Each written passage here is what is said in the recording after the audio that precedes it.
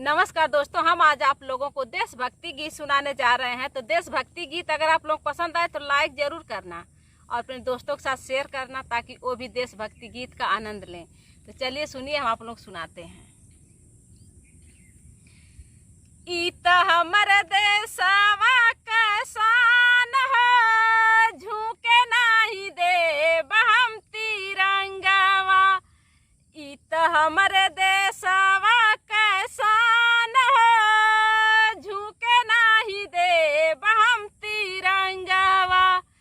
एक लहरावे खातिन बापू गोली खइले, एक लहरावे खातिन बापू गोली खइले।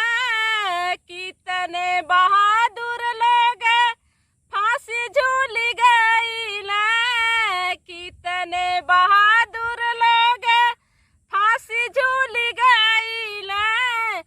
देशवा के कारण देबै जान हो, देशवा के कारण देबै जान हो। झुके नाही देब हम तिरंगवा, देशवा के कारण देबै जान हो। झुके नाही देब हम तिरंगवा। इत हमर देशवा के शान है, झुके नाही देब हम तिरंगवा। इत हमर देशवा के शान है, झुके नाही देब हम तिरंगवा।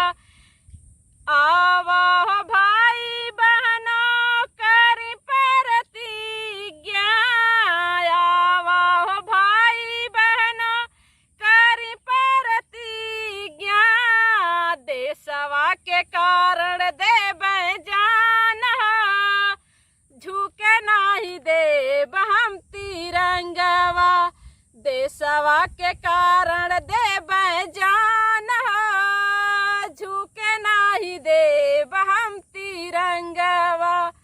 इत हमर देशवा के शान है, झुके नाही देब हम तिरंगवा। इत हमर देशवा के शान है, झुके नाही देब हम तिरंगवा। तो दोस्तों, अगर आप लोगों को हमारी देशभक्ति गीत पसंद आए तो कमेंट बॉक्स में आप जय भारत माँ जरूर लिखना। तो दोस्तों, फिर मिलेंगे अगली गीत में, तब तक के लिए बाय बाय।